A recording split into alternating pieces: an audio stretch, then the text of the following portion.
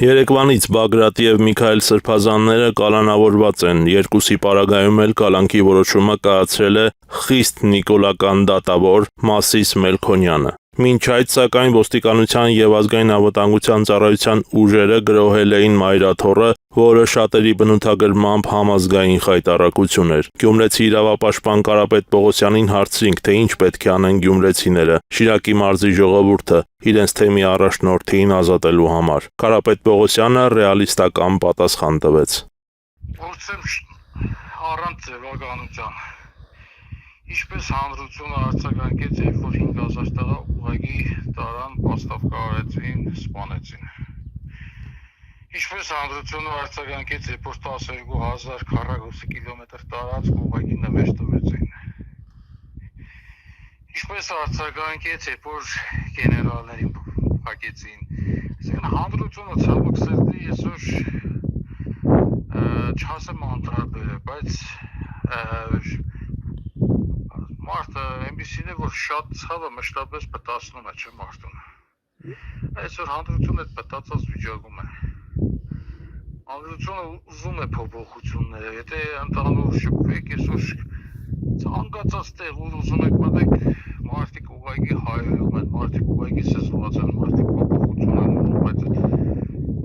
շարքային մարդիկ ուղղակի չի կարող էլի փոխոստոս գալու փոխել։ Հանրությունը ուղղակի ռեալ գործողություններ է սպասում ու ռեալ մարդկանց միջոցով։ Այսինքն ինքը ուզում է ոչ թե ինչ-որ դերերի փոփոխություն, ինչ-որ առաքելովքեր, ինչ-որ ասենք մեկ չընդունված են անեն, այլ չընդունված բերեն, այլ ինքը կոնկրետ մարդկանց է ուզում, ովքեր որ ի վիճակի կլինեն նաև այս ամեն ինչից երկիրը փրկել։ Քանի դեռ քաղաքական դաշտից կան օգտված, մենք հաստատ հանրության անտարբերությունը կունենանք։ Կարապետ Պողոսյանից հետաքրքրվեցինք, թե ինչ կարծիք ունի Փաշինյանի չհայհոյելու կոնսենսուսի վերաբերյալ առաջարկի մասին։ Իրավապաշտպանը կարծում է, որ այդ հայտարարությունը երեք Էջմիածնում կրած պարտության հետևանքն է։ Մինչև ես կասեի այսօր, այլ մինչև 3 իր մոտ է դա որոշակի ստացում է, սկզբում շատ լավ էր ստացում, հետո շատ մեծ դժվարությամբ։ 3 հաստատի ինքը պարտվել է։ Ճիշտ է, մենք պատանդ տվեցինք մեր Սրբազանին, բայց ինքը պարտվեց։ Առաջին անգամ իր բռնակալության 7 տարիների ընթացքում ինքը Էջմիածնում ծանր պարտություն կրեց։ Եվ ինչպես ցանկացած թուրքական բռնակալ, իսկ ինքը ամբողջովին թուրքական կերպար է իմ համար։ Ինքը ամբողջովին բնորոշում է հենց թուրքական բռնակալներին։ Ինքը գնաց արդեն հետևյալ սկզբունքով, ընկածս ոտները լիզի, ելար գլուխը կտրի։ Ինքը 3 պարտվել է։ Հիմա ինքը փորձել է որոշակի ժամանակ շահել, որպես կարողանա ներսից ինչ-որ կերպ հանդել, ինչ-որ կերպ ավերել եկեղեցին, որովհետև 3 հարուսարակությունը, քահանաները կարողացան այսպես արժանի վերաբերմունք ցույց տալ։